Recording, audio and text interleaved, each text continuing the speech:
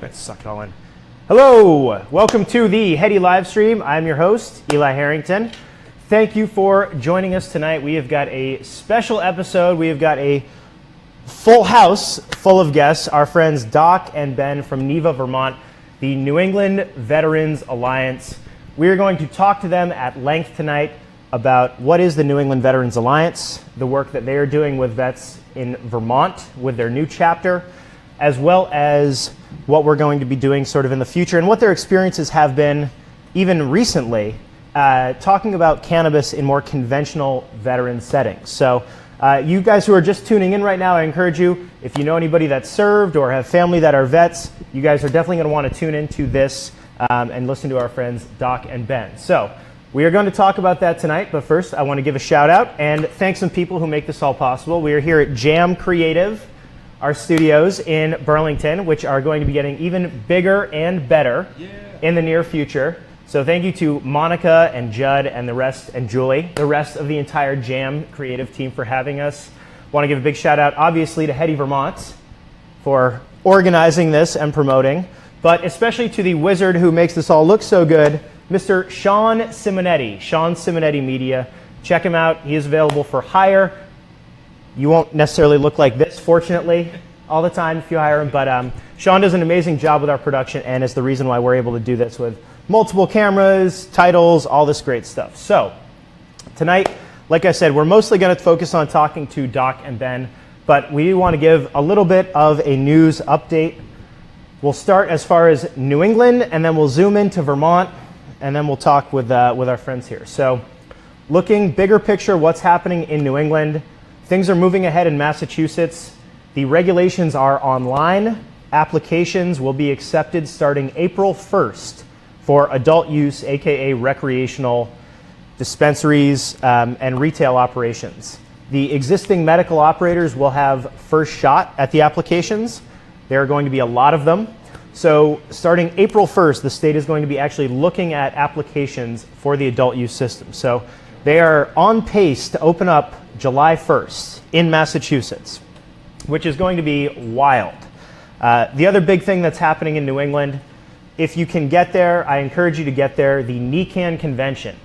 The New England Cannabis Convention has been going on for, I want to say 3, maybe 4 years at this point. They started in Massachusetts and Boston, and they've done Boston and Portland, also expanding up here to Vermont in May, as we all know. But this show in Boston, it is going to be the biggest single gathering in New England of people who have been in it the longest. Over 250 exhibitors.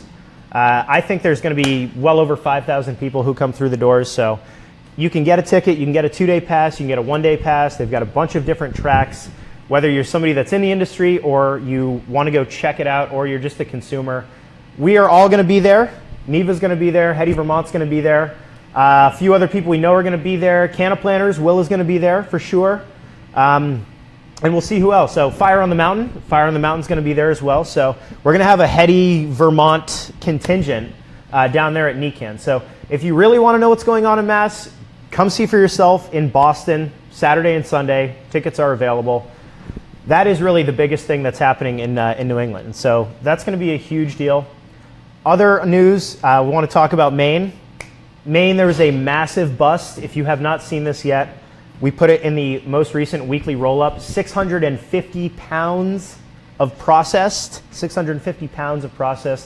Pretty elaborate scheme going on with front companies and a whole bunch of people involved, but some wild numbers and more evidence that as regulation is coming, especially in Maine, there is a lot more crackdown. Maine has had a huge gray area, and there are people that are going to be made examples of.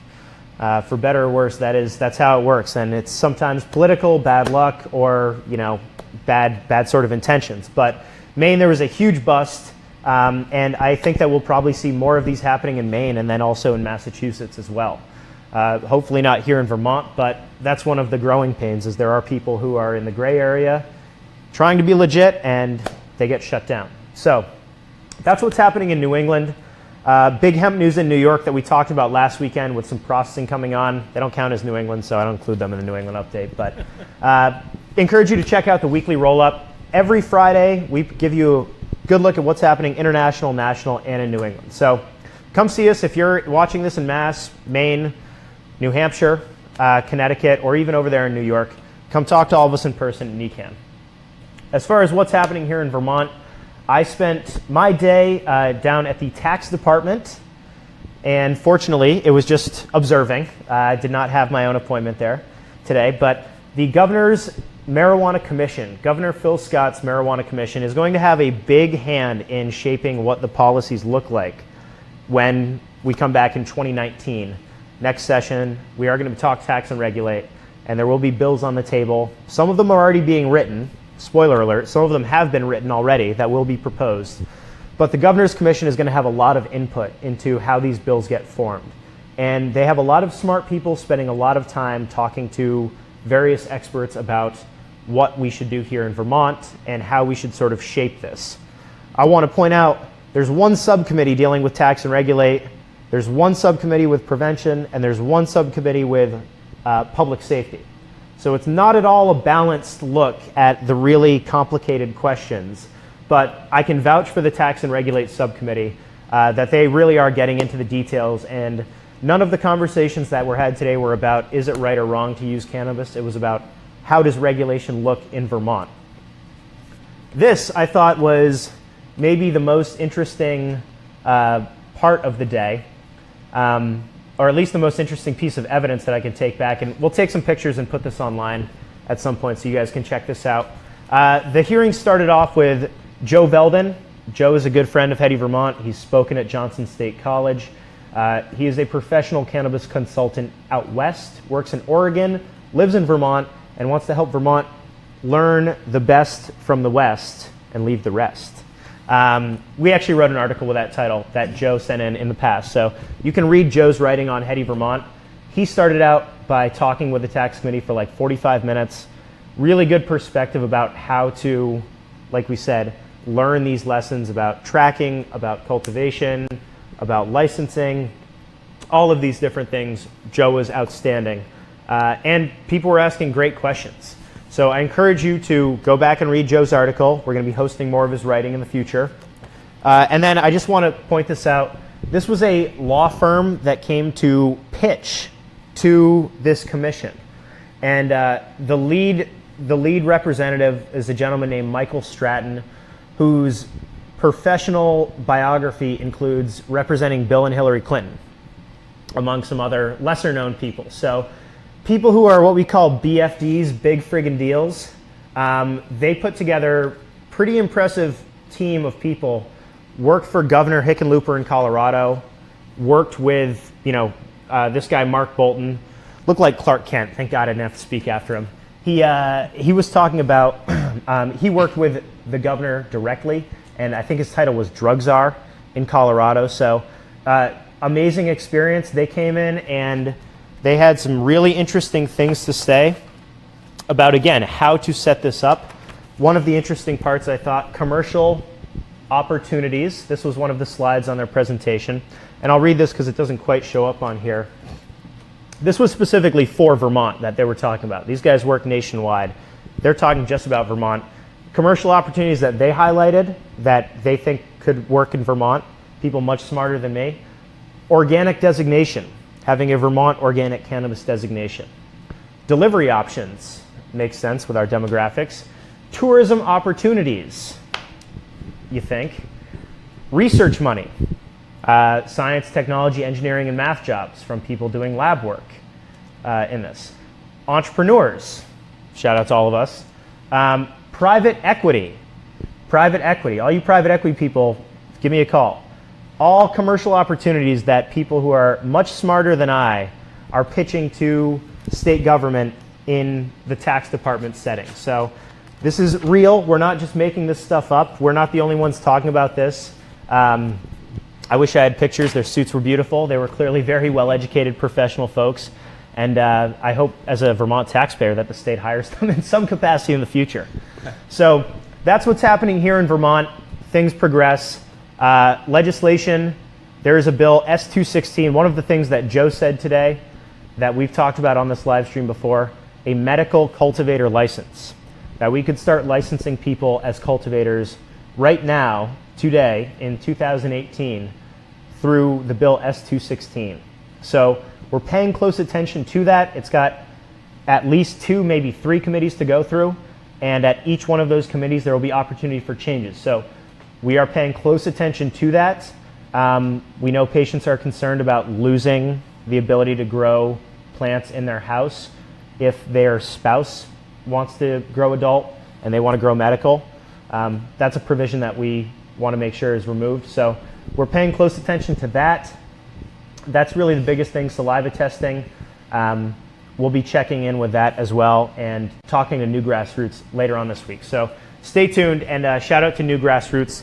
Our advocacy page is up, and we will be giving you an update on the next live stream as to what the call statistics are. So we're going to make a big push. I'm not going to make you guys make calls tonight because we want to talk about NEVA and your backgrounds, but that's what's going on in Vermont. So as always, if you have questions, drop them in the live stream.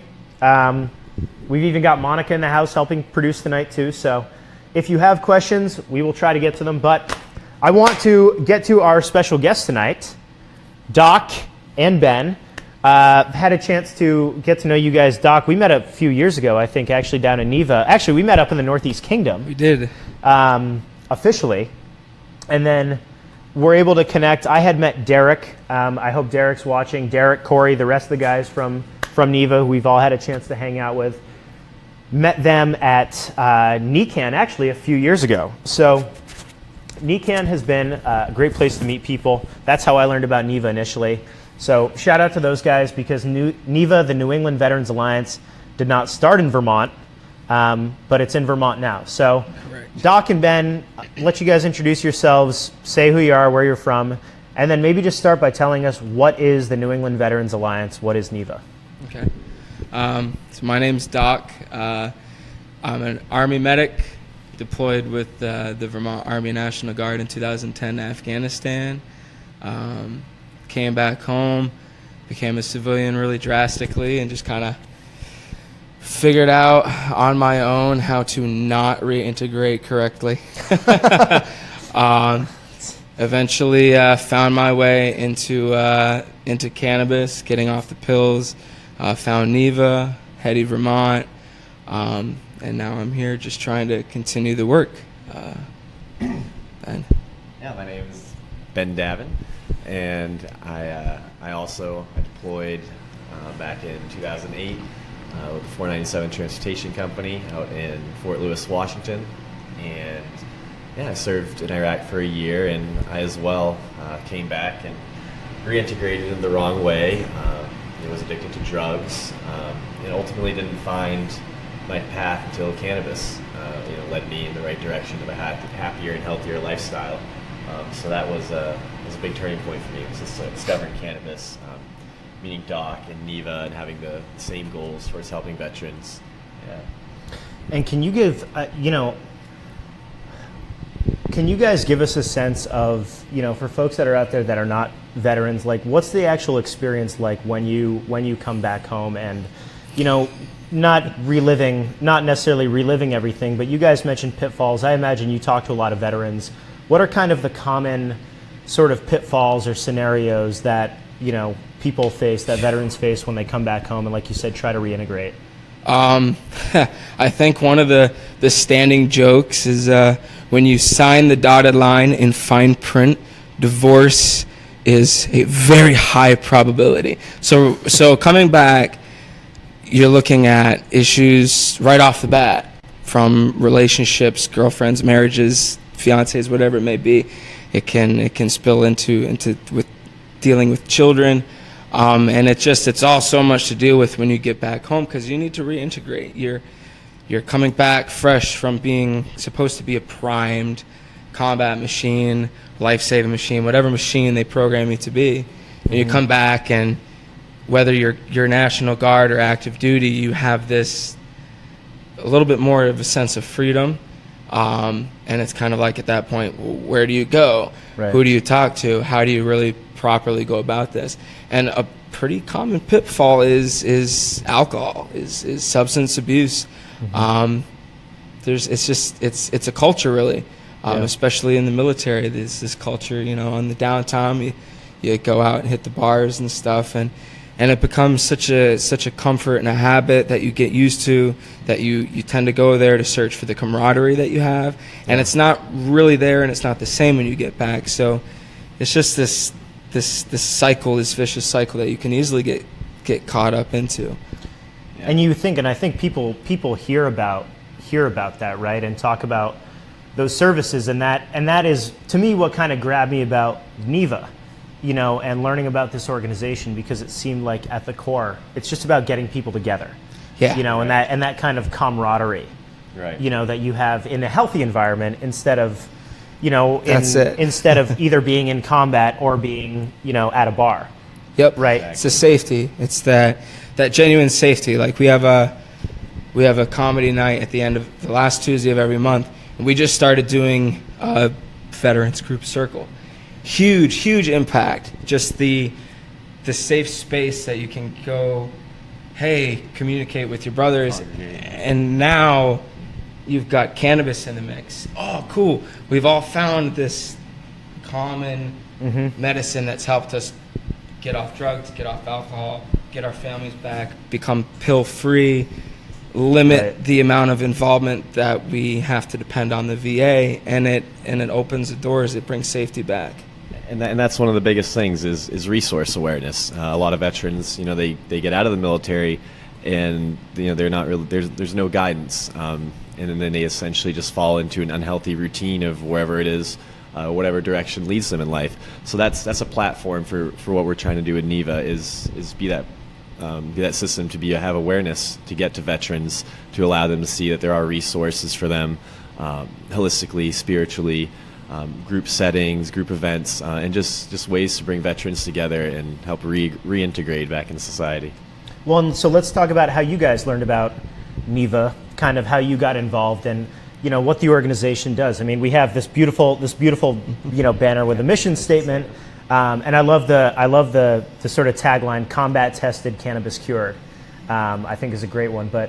So what is, like, how did you guys find NEVA? What's that brought to you, and kind of what does the organization do for other people, sort of helping them find those resources? What has it done? What haven't we done yet is really the biggest thing. There's so much that we can do and so much that NEVA's already done for us. Well, let's start with Mass, because I know we've got Derek and those guys, and that's, you know, they sort of started, and we're branching out now, but... Yeah, so NEVA started out in Massachusetts with Derek and Brandon, and a few other vets as well. Got together and formed this group, this nonprofit organization that wanted to focus on networking and advocacy and bringing together vets to feel safe and to feel like we have a sense of direction again. It started out in Mass. It's grown all over New England. Right now we have chapters. We just started out in Vermont. We have chapters in Maine, Connecticut, Rhode Island, and I believe starting out in New Hampshire as well. But we have NEVA vets all over, as well as New York. It's been great. And the structure of it has allowed vets to come out of the woodwork and say, hey, I can feel comfortable voicing out that this has worked for me. Right. It's huge. It just allows a new platform. Yeah. And it seems like, you know, kind of what's the sort of culture and how it relates to cannabis. And this will get into the Northeast Kingdom, you know, thing, which I want to talk about too, but sort of, I kind of describe NEVA sometimes as, like, to me, it seems like it's using cannabis as a gateway for veterans to get together, right? Like that's maybe piquing their interest, you know, so is kind of that the approach when you're talking to veterans out there? I mean, they're probably all aware of medical marijuana, right? I mean, like, it's pretty big for the in most part, you know, culturally, yeah. I mean, people talk with each other and stuff, but like, how does that part work into the NEVA operation? You know, like, how is cannabis incorporated? Is it people getting together? Is it, you talk about resources, right? And the VA, right, is a huge obstacle, right? Anybody that has VA healthcare, now they can legally talk about it, but your VA doctor or psychologist cannot sign a card. So is that kind of where it starts, as far as if you're a vet, you're getting VA healthcare, you need to get a card, or you want to get a card, or go to a safe event and try something for yourself around people you might be comfortable. Like, is that kind of where it starts with NEVA? Right. So a lot of it is community. A lot of it is just being able to bring veterans together, and just really connecting with one another. And you see individuals' specific needs. The cannabis part, that's a factor, but that's not the whole picture. A lot of it is just really reaching out and figuring out what someone needs, whether it is just simply talking, getting together with other vets and just speaking what's on their minds.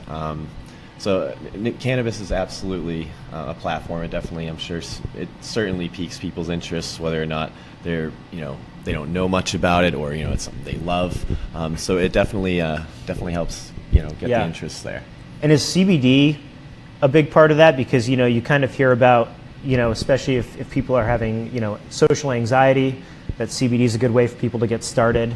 It's kind of that a good on-ramp for people sometimes. It really is. In fact, a perfect example. This past weekend, we had the opportunity to be at the 6th Annual Northeast Kingdoms Veterans Summit, and it was awesome being able to engage and to be with all these vets and show them, hey, there's another group here that you can that can help you. And it was interesting to see how CBD played a role. Healing Tree Edibles happen to also be there. And their platform is so much more along the lines of CBD. They also do CBD doggy biscuits and stuff. So we actually would see some vets walk by, and they'd see the pot leaf, and they'd be like, oh my gosh. And they'd hey, would you like a card? Would you like to sign up for our mailing list? And no thanks. And they'd be kind and walk away. And we'd see them over to the corner of the auditorium or the gymnasium, and they'd be at the Healing Tree Edibles table, and they'd come right back over. And it really is. CBD is a huge gateway into being able to start chiseling away at that stigma that cannabis is addictive or bad. Because so far, really the only negative things that we've encountered vets having an issue with is right now has been addictiveness.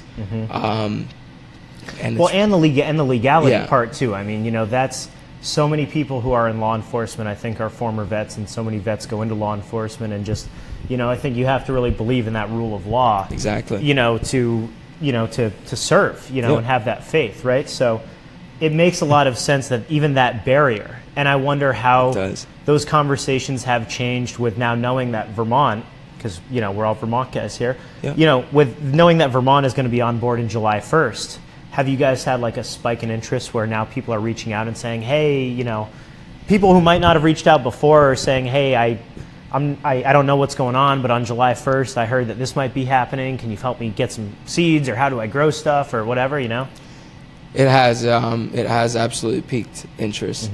It's allowing a little bit more comfortability to be open to it and to explore it.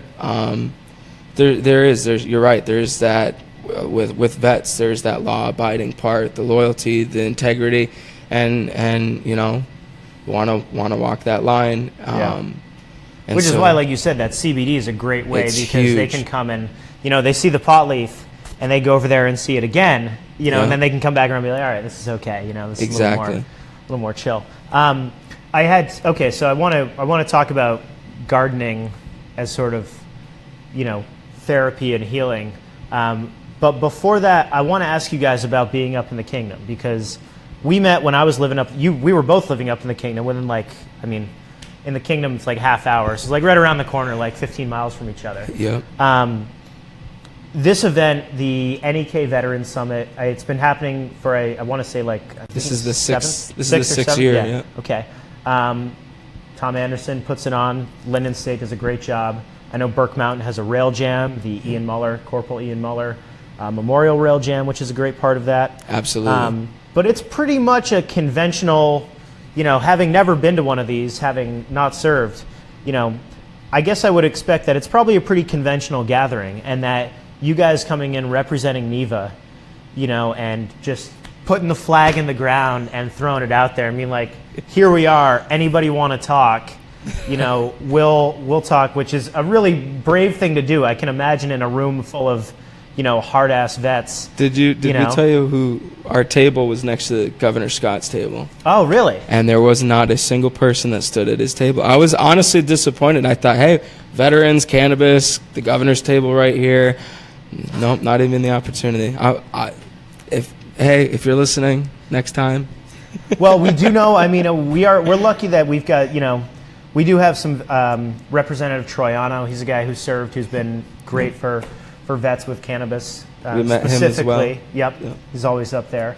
But what was that? I mean, we'll talk about Governor Scott a lot more in the future. We've got another couple years, so we'll save a little ammo for later, if I can use military parlance. What was the reaction like from the average? I don't know about the average vet, but I don't know what the average vet is. But what was like the reaction in that conventional setting? Did you guys feel like you had some weird looks? Were people excited to talk about it? Was it just kind of like a low-key thing? Like I feel it was pretty well received. A lot of people were mostly curious, especially when seeing the leaf. They have questions, and I feel most of the people there were open enough to ask the questions, ask the tough questions. They're like, what are you and what is your mission? Sure, there was a few people that they just weren't, they already had in their heads what they thought about it, and you can only do so much to offer them education and facts and be a proven testament to the goods of it. Well, we do have beards and tattoos, so I guess your stereotype was correct. Right. But for the most part, it was very well received. We had about 35 different contacts that were expressed more interest and really wanted to stay involved and see what we're going to be doing in the future. Well, and we were talking about before. You guys had a great story about one of the people who came up to you, who was like the least expected. Because I figured most people were going to come up and talk to you. It would be the younger side, guys in like 30s, late 20s, stuff like that. Yes. So I mean, like older vets or any unexpected people. Yes. So we had a World War II vet named Pete Racine. He's 93 years old. Doesn't use a cane. He walks all on his own, and he gave an incredible speech there. A very moving speech to everyone there. And afterwards, when we're back out amongst the booths, him and his guardians, approached us from across the way, and they said that he saw the leaf on the logo, and he wanted to come over and tell us how good it's done him his whole life. So he came over and he began just to tell us how he takes cannabis oil, cannabinoid oil, CBD oil. Edibles, all the different forms of ingestion, even a little bit of grass, quote unquote, as he would say here and there. A little bit of Panama Red, and, jazz cigarettes, and very, very minimal pharmaceuticals. Of course, being at that age, there are going to be some pharmaceuticals that will be needed, but ultimately, he's made a point to stay off pharmaceuticals, and he's one of the happiest, healthiest men I've ever met.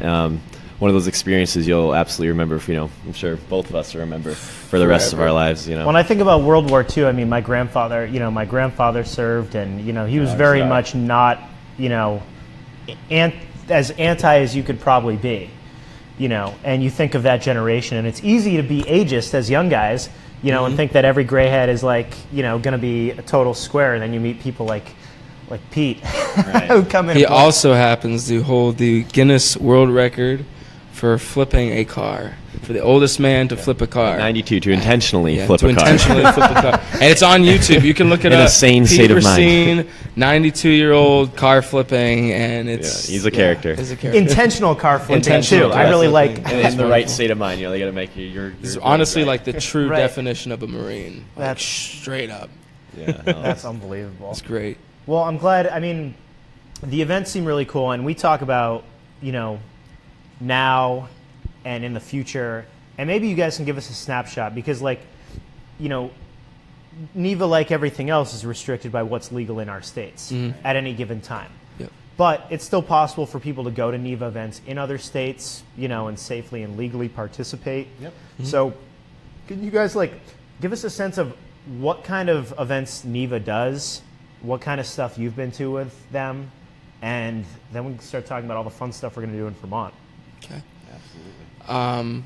One that sticks out that's really growing and popular right now for a regular event, the last Tuesday of every month down in Rhode Island, we have the NEVA Burn Pit Comedy Night At the Tetrahydra at the Club. Tetrahydra Club. Shout out to Tetrahydra Club. Tetrahydra Pharmacist. Club, big time. That place is awesome.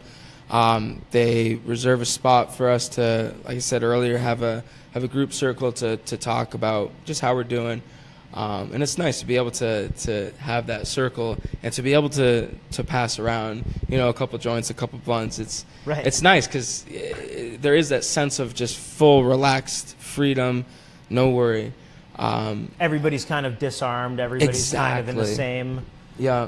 It's like you don't have the talking stick. It's not like a corny therapy. Now you Oh, talk. the now you talking talk. blunt is, right, the talking the blunt. talking the no blunt. talking blunt. Yeah. Actually. Right. Just shut up and hit it blunt. Right.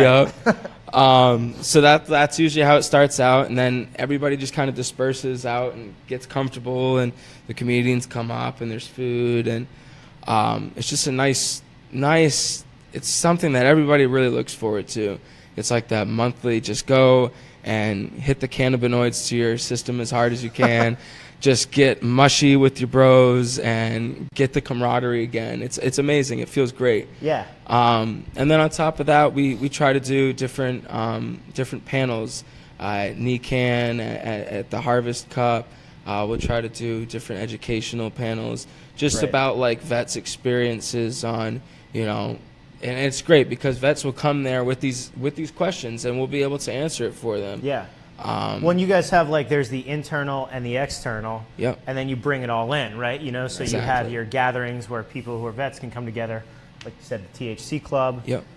But then you have the external one. You meet somebody at a convention, say, hey, here's what we do. Oh, you live out in Western Mass. Well, there's this event they have, or hey, go talk to this person. Go talk to Corey, or go talk to Derek, or whoever Yep. it is. And then they're coming and showing up at these events in the future, bringing other people.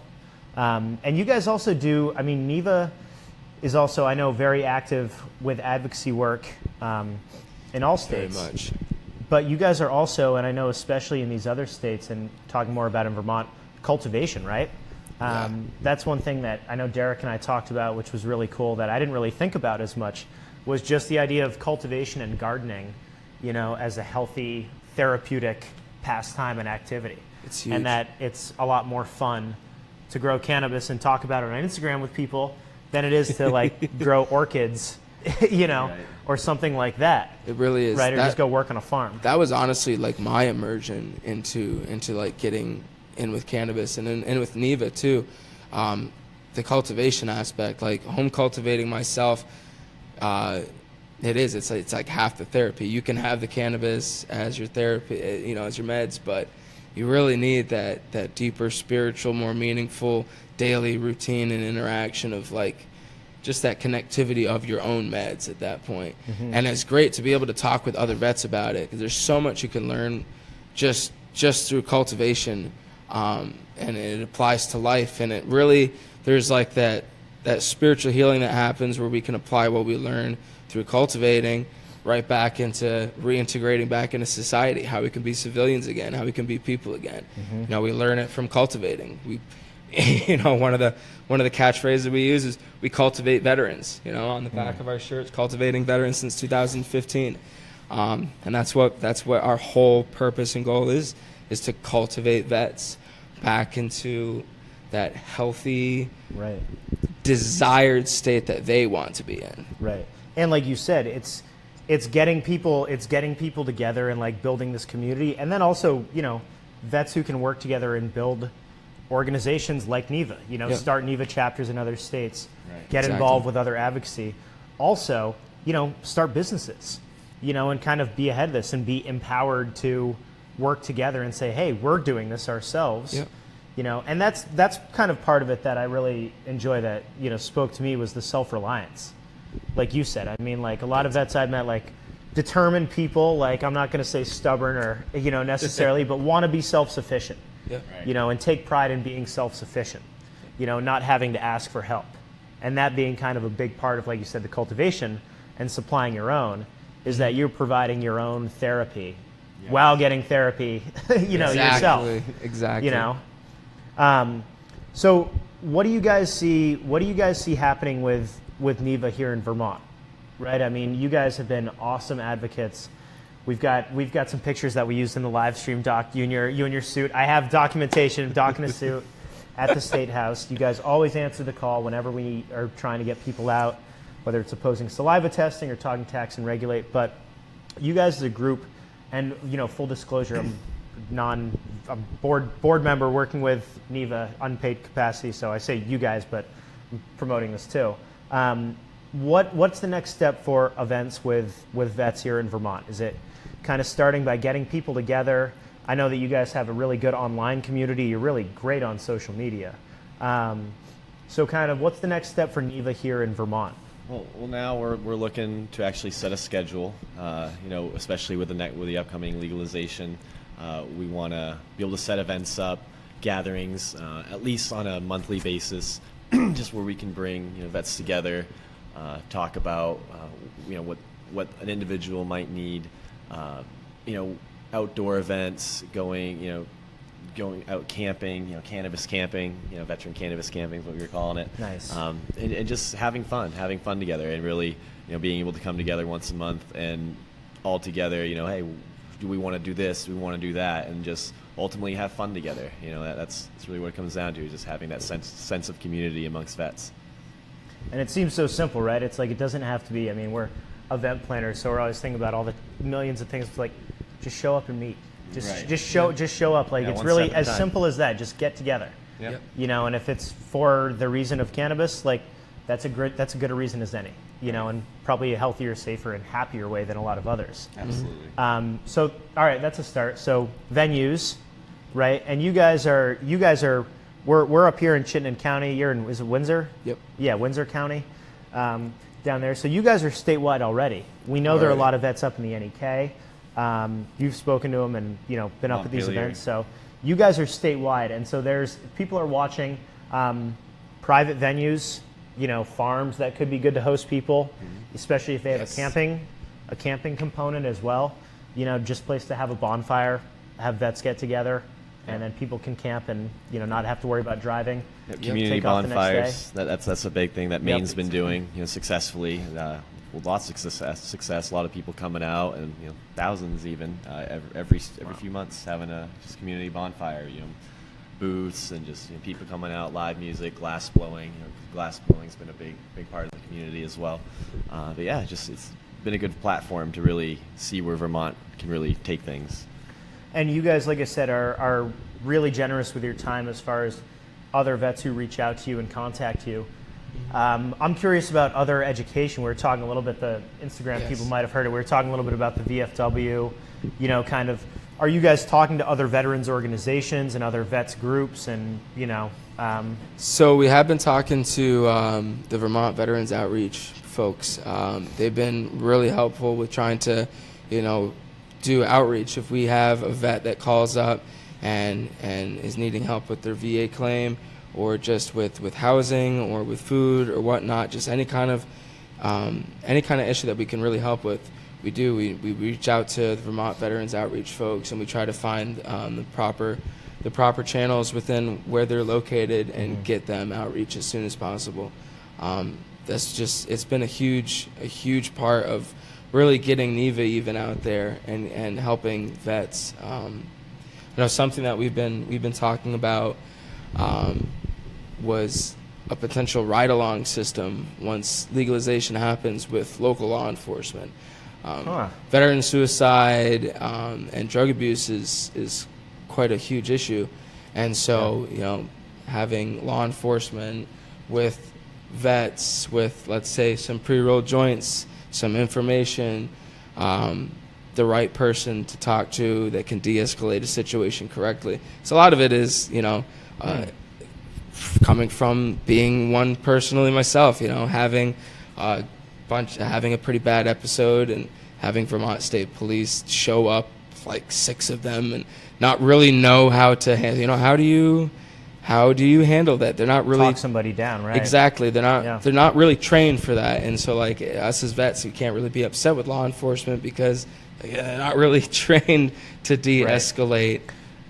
And so that would be. You're saying you guys can be allies. Absolutely, huge to law allies. Enforcement in absolutely helping. It would help. It would help with drug abuse, with suicide ideation. It would help with the stigma in general too, showing this alliance between, you know, vets and Blue Lives Matter and this whole, it would be existential really. And that's just, you know, that's, again, it's just one small portion of what NEVA's been talking about doing, something that we can return for vets, for community, for everybody. Beautiful. Well, I want to do one more kind of fun question. But I want to make sure people have the resources. You guys are on Facebook, you're on Instagram, at NEVA_VT. I know we've got it on there, and we'll certainly share it. But you guys can find Doc and Ben very easily. They're always super responsive on the social media. So definitely reach out and get in touch. I want to wrap up by asking you guys about, tell me about one of the most fun experiences you've had through NEVA. I mean, for you guys, you weren't professionally involved in cannabis before, you know, getting into this. I mean, it's been a couple years now. So maybe like give us a sense of what it's like to be involved with the cannabis industry. You guys are doing it as advocates and activists, and, you know, for probably a much more noble and honorable reason and way than most of us.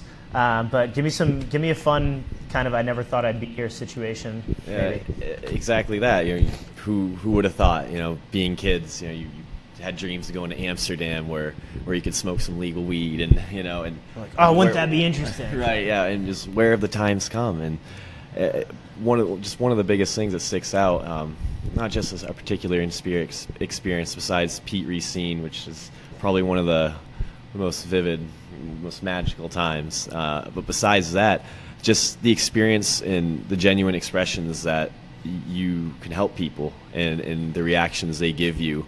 And just seeing genuine happiness. I mean, that's been one of the biggest, just rewarding things that's through all this. But man, just Pete Racine and wanting that 20 sack. I mean, that how much for a 20 sack? That I'll remember that. Like, yeah, once you get over 90.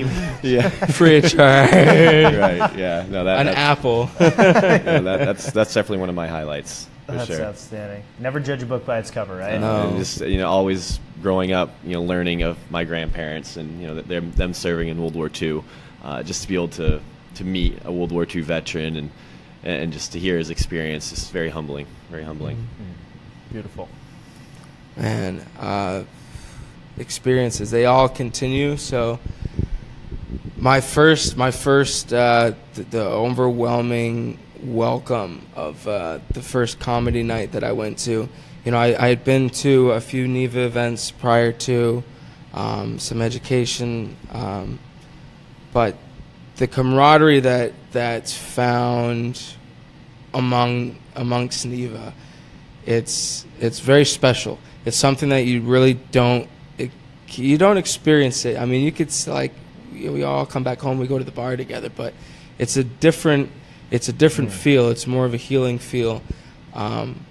Finding myself sitting at an L-shaped bar in Rhode Island with 11 vets, passing joints around for 4 hours straight, listening to good comedians and bad comedians, and just having a great time just in general. It's, you don't want to leave. When it comes time to wrap it up, it's like, wow, that went by way too fast. And it becomes this thing where it's like, what you know, you're looking at what day of the month it is because you're looking forward to the last Tuesday of the month.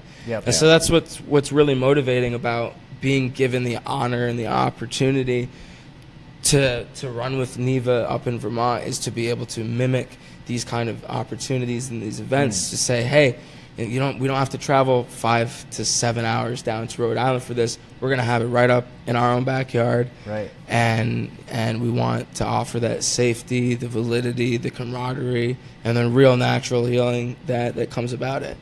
It's just experiences like that, everybody should be able to experience them. Everybody should be able to enjoy it. Yep. Wow. Well said. Well said. You guys are awesome, man. This is great. Well, I think I speak for everybody, and everybody who's, you know, all of our comments here, everybody thanking you guys for your service. We echo that, of course, as always. Thank you, everyone. Thank you. A lot of our friends chimed in, Greener Mountain Consulting, our friend Kevin, who we were just hanging out with at the Green Tea Glass event. Want to make Awesome. sure we give a shout out to Green Tea Glass. I didn't mention that in my shout out to Vermont your boy, route Tyler. but you've got some very, very heady new glass courtesy of them. But I want to encourage people, you can find NEVA on Facebook, you can find them on Instagram. Like we said, Doc and Ben are extremely generous with their time, especially if you are a veteran who's got questions, trying to figure out how to get a card, how to get yourself legal, how to find some support, connect with other veterans, CBD, medical, all that. You need a ride down to Rhode Island the last Tuesday of the month, something like that. Hit us up. Let us know. We'll bring it down. Absolutely. And even in the shorter term, you can come meet these guys in person on Saturday down there at NECAN, along with all of us. So come say hi. Absolutely. Come and say hi. We appreciate it. All right. Well, thank you guys for tuning in. Thank you, we will be back again next Monday night. We'll have some more updates in the meantime. Thank you again to Jam Creative for hosting us, and to Shawn Cimonetti Media, extremely talented man behind the decks back over there. We'll be happy to put you in touch with him if you've got an event coming up. Just don't pay too much more than us, or we'll lose him forever. So thank you to Shawn. Thank you to you guys for tuning in. Check out NEVA, and we'll be back next week. Peace out.